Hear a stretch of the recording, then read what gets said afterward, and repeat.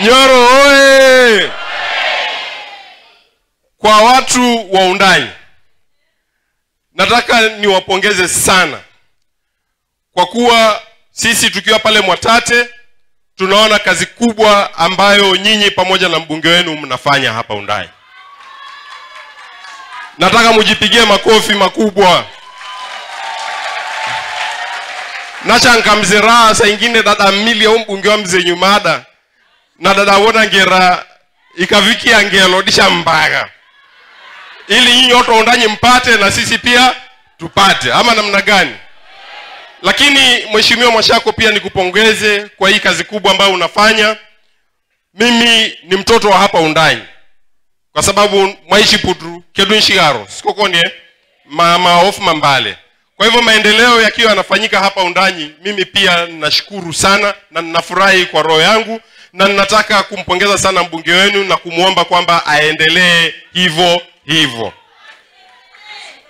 Aendelee basi endelee.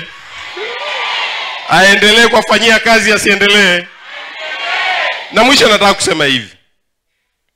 Mheshimiwa Ndindi Nyoro, juzi tuliona kwa runinga pale Kiharu, sehemu inaitwa Mjini, ukianzisha mradi mkubwa sana wa ofisi ya administration. Na nilivyokuwa naangalia picha za ule mjengo, zikalukumbusha yale majengo yamekuwa kijengwa hapa Undani na Mheshimiwa Mwashako. Ukienda kule Mgamboni, watu wa Mgamboni wanafurahia ile kazi kubwa ambayo mheshimiwa anafanya. Kweli kabisa. Ukienda hapa Mbauro, watu wa Mbauro wanafurahia ile kazi ambayo inafanya. Na jana mheshimiwa pia alikuwa sehemu ya Kishushe, tumeona kule Mkanyata ile kazi imefanyika pale.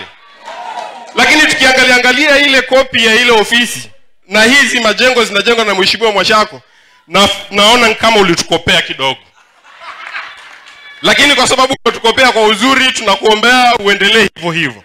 Lakini jambo la kunikasirisha ni kwamba tunajua kwamba ulijengea administration ofisi, lakini watu wenyewe ambao walikuwa wanahusika wa ile ofisi walikatazwa wasije. Mimi yangu nitakwambia ndugu Nyoro, kanyaga hapo hapo. Wewe hakuna mtu amekuandika kazi, haujaajiriwa kazi, don't report to anyone. Wewe allegiance yako ni kwa watu wa Kiharu. The same way namwambia Mheshimiwa Danson Mwashako, hata wewe hujaajiriwa kazi na mtu. Kazi yako wewe umeajiriwa na hawa watu wa Undani. Kweli kabisa. Wa Undani wakisema uende left, wewe utaenda left. You don't have to consult anyone. Na nikiangalia hivi hii sura, vile nyinyi ni vijana wadogo, na kulingana na vile ninaona hii nchi inaenda, naona kama kuna wazee fulani itabidi waende nyumbani ule muda ukifika. Na wale wazee wakienda nyumbani, mimi sina shaka, naona hapa ni kama tuko na president na makamu wake. Undani oye! Undani oye! Watu wangapi wanakubaliana na mimi? Nione kwa ishara ya mikono wale wanakubaliana na mimi. Sasa wakati mnaendelea kupanga mambo ya 2032, mimi ikifika 2027 kwa neema ya Mungu, mimi nitaendea kiti ya senator wa Taita na Taveta.